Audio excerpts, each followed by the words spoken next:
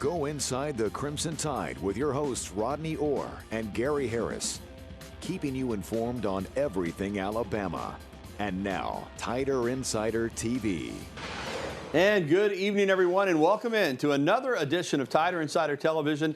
Across the studio from TiderInsider.com's Rodney Orr, I'm WVUA 23 Sports Director Gary Harris as we continue to work at a safe social distance during this COVID-19 pandemic. Now, we got a loaded TITV for you tonight.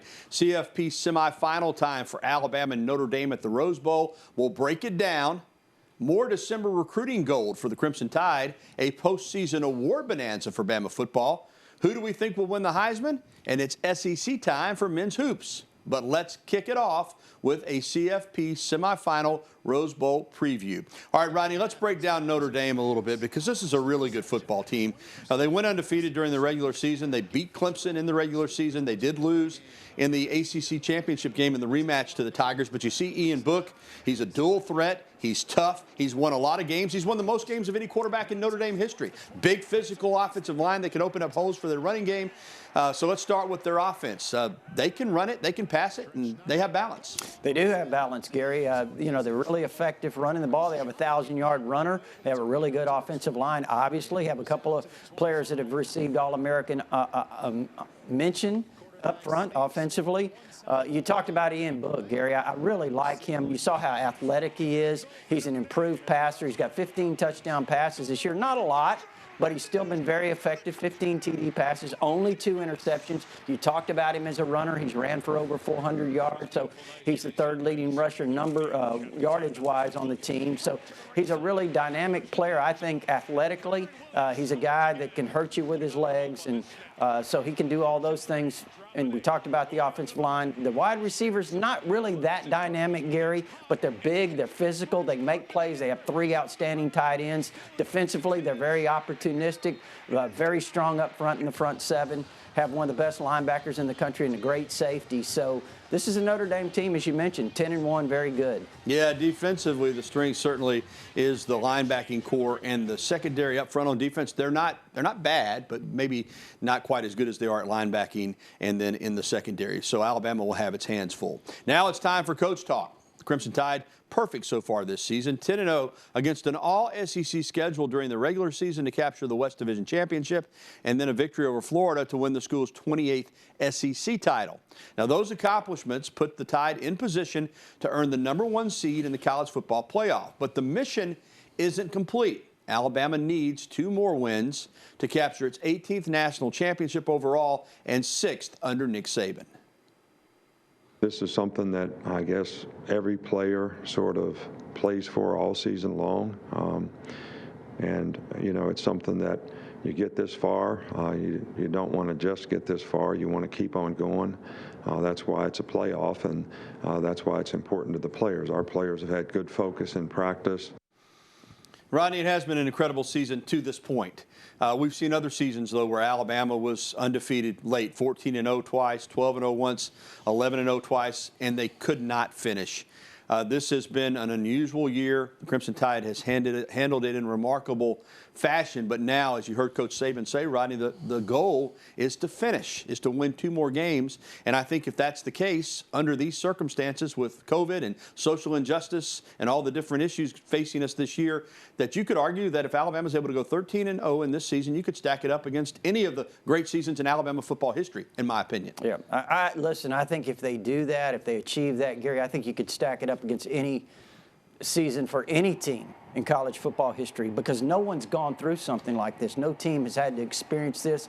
There's been a lot of uncertainty in this season. Didn't even know if they were going to play before the season started. Week to week, you had to manage that. Would you play? Who would you play if you did? I mean, there was so much uncertainty. Then you had the typical things that happen. You lost players during the season. Jalen Waddle, a dynamic receiver, one of the best players in the country, certainly the best kick returner in the country. You lost him. Now you've lost Landon Dickerson. So all of these things that you've had to manage through have been, some of them have been unprecedented. And if Alabama were to manage to go 13-0, I do think it would stack up against any season. And think about this too, Gary.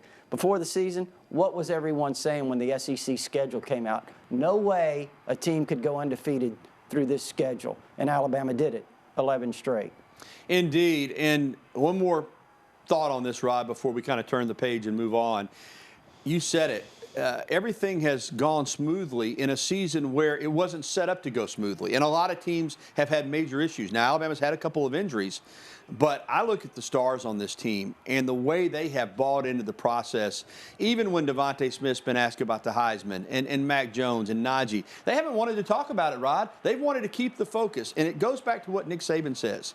If you have team success, you'll get all the individual accolades you can handle. Well, I think, too, and again, we said this a long time ago on Tighter Insider TV, even back in the spring, that the teams that are managed the best would have the greatest opportunities. And that's generally the way it is, but especially in this situation. And we were very confident that because of Nick Saban, this team would be managed, the circumstances would be managed well. And guess what? You've got so much leadership on this team. We could name several guys, Gary, but the leadership on this team, we talk about it being possibly an unprecedented season. I think the leadership on this team might be as good as I've seen at Alabama. I agree. Unbelievable. Still to come on Tighter Insider Television. Alabama football recruiting is in the fast lane and showing no signs of slowing down. And it's an awards bonanza for Alabama football players. Some of these guys that we talked about, coaches too. And there's still more awards to come. We'll have the latest. And also, we'll be getting to your phone calls, emails, and tweets. As always, the phone number 205-348-WVUA. That's 348-9882. There's the email address, and you could also tweet at us using that hashtag TITV. We're the only show that takes you inside the Crimson Tide. Tighter Insider TV will return right after this. And welcome back to TITV. Gary Harris sitting across the studio from Tighter Insider's Rodney Orr. Well, 6 Alabama football players earned Associated Press first-team All-American honors on Monday. Center Landon Dickerson, running back Najee Harris, quarterback Mac Jones, offensive lineman Alex Leatherwood, and wide receiver Devontae Smith were named on offense, while defensive back Patrick Surtain II was tabbed on defense. Defensive lineman Christian Barmore and linebacker Dylan Moses were second-team choices on defense. And Devontae Smith of Alabama is the Associated Press College Football Player of the Year and the first wide receiver to win the award since it was established in 1998. In what could be a preview of the Heisman Trophy voting, Smith received 26 first-place votes and 114 points to finish comfortably ahead of his teammate and quarterback Mac Jones. Jones received 9 first-place votes and 67 points as he and Smith became the first teammates to finish 1-2 in the voting for AP Player of the Year. So how about that? And Rodney, let me ask you, with apologies to Trevor Lawrence and Kyle Trask, who will win the Heisman, Devontae or Mac? Well, you know, Gary, it's funny because I think it was about a month ago you asked me, was Devontae a legitimate contender? And I said, I think he is. You know, at that time, the question was it realistic that he would get enough votes to that you would spend a vote on him rather than Mac Jones? Because you certainly don't want to waste a vote if you can vote for Mac. But listen, over that month, he certainly gained a lot of momentum. And Gary, right now, I think Devontae Smith is going to win the Heisman. I do, too. I think he's going to win it. And we know this. Najee finished 5th. The 4 finalists, Smith, Mac Jones, Trask, and Lawrence. Devontae, though 5th, that means Alabama will have 3 of the top 5 vote getters for the Heisman Trophy. Unbelievable. But I'm with you. I think Devontae's going to get it done. And it'll be good to see a receiver win it. You know, it's been a long time. Well, Alabama offensive coordinator Steve Sarkisian was named the winner of the 2020 Broyles Award on Monday, which goes each year to the nation's top assistant coach. In his second season as Alabama's OC, Sarkisian has overseen a Crimson Tide attack that's averaging 49.7 points and 543.9 yards of offense per game. The Crimson Tide's offense has scored 35 or more points in 24 straight games, which is the longest streak in major college football history. Anytime awards like this come out at the end of the season, they're really about the team. And I think we've got a great team, obviously led by Coach Saban, the leadership he provides for us. We've got a tremendous coaching staff that has worked extremely hard this year. And then obviously our players. I mean, these guys come to work every day. They're driven, they're focused. And so all in all, I'm a very fortunate guy to be surrounded by the people I am. And I think, you know, again, awards like this are about the team, and I'm honored to receive it on behalf of our program.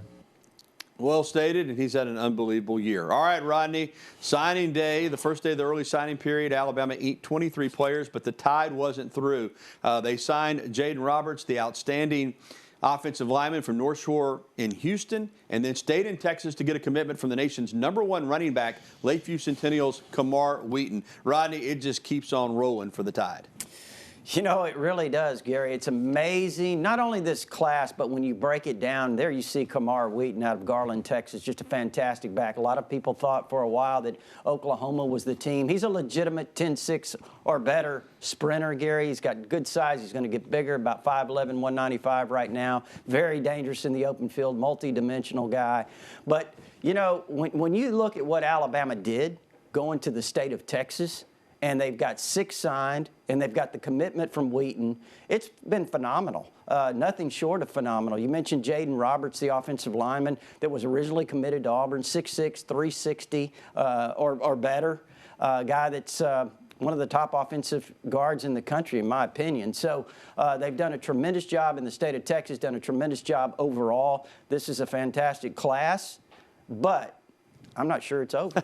It may not be over yet. Maybe more action in February. Nick Saban right there, the master recruiter. Well, still to come, Alabama men's basketball opens the SEC schedule tonight at home against Ole Miss. And up next, we're welcoming your phone calls, emails, and tweets. We've already got a couple emails and a tweet, so go ahead and give us a call as well. Interact with us here on TITV 205-348-9882. We'll be right back after this. Welcome back to TITV. I'm Gary Harris. Rodney Orr will rejoin me in a moment. Let's talk some hoops. Alabama hosts Ole Miss in the SEC opener for both teams tonight at 8 o'clock at Coleman Coliseum. The SEC network will televise the game. Alabama head coach Nate Oates said on Monday that after not being allowed to dress in the last game against East Tennessee State, that John Petty and James Rojas will be back in uniform tonight. Petty's been great. He's practiced really hard the last 3 days. Rojas has had a slight wrist sprain, I guess you may say, so he's hopefully he's going to play. Yeah, Bama needs those guys. They're a 1-point favorite tonight. Got to go to Tennessee on Saturday and play in Knoxville. Tennessee, the preseason pick to win the SEC, so this is a big game tonight, obviously, for Alabama. All right, let's head to the phone lines. First up tonight here is Rick over in Bluff Park. Hey, Rick, how are you? Hey, fellas, appreciate you taking my call. Hey, I have a comment about John Mechie. If they ever get shorthanded at strong safety, I think he could fill the bill. That was a heck of a lick he put on that Florida wide receiver. He was a really good safety in high school, Rick. He really was. Very physical player. Well, it sure shows. And I'd like to ask about Christian Leary. I don't have any info on him, size. I think he's a wide receiver. Appreciate you taking my call, fellas. Yeah, thanks, Rick. I think when you look at Christian Leary out of the Orlando area, he is a slot receiver, very, very dynamic player, great speed. Again, you're talking about a guy that's probably a 10-500 meters. He's stockily built at about 5'11", 190 or so. Very powerful runner, great balance, can do so many different things. Again, slot receiver, return kicks. You could even, honestly, you could probably line him up at tailback and toss it to him. He's got a lot of versatility, a lot of speed. I think he's going to be a fantastic player. All right, Rick, thanks for the phone call. Let's get to a tweet, Rod, and this is from Goal Line Stan, at Goal Line Stan. How will Alabama's defense contain Ian Book as a dual-threat quarterback? You alluded to this earlier. He really is a good football player. He's probably not a great passer, and he probably isn't one of the greatest runners at a quarterback, but he does both well. And he's difficult to defend because, again, he's one of these guys that if he gets out in space, he can pull it down, or if you come up and, leave your guy in coverage, he'll throw it over the top of you. So how will Alabama try to deal with Ian Book on Friday? Yeah, I think that's a good question. I think one thing we have to keep in mind, too, Gary, is they utilize those tight ends in so many different ways. That's one thing that's going to be a matchup. I don't want to say a problem, but it's certainly going to be something that Alabama's going to have to be aware of with these 3 tight ends and how they utilize them and recognize what's happening. Because I think Notre Dame would like to kind of create some confusion in that regard. But as far as Book is concerned, I really think, and again, I don't know what Alabama will do, but I think that you want to keep him in the pocket. You don't want him to break outside because he is dangerous as a runner, very quick feet, can throw on the run really well. So I think if you can keep him in the pocket, kind of Will Anderson and Chris Allen kind of set those edges, and I think your corners can hold up against Notre Dame's receivers pretty well. So we'll see what happens, but I really think the best thing to do is kind of keep him in the pocket. Absolutely. All right, still to come on this edition of TITV, our score predictions for the CFP semifinal between Alabama and Notre Dame at the Rose Bowl, and more of your phone calls, emails, and tweets. Go ahead and call in now so you can get through. 205-348-9882 is the number. So go ahead and give us that ring right now. We'd love to hear from you. We'll be right back with more TITV after this.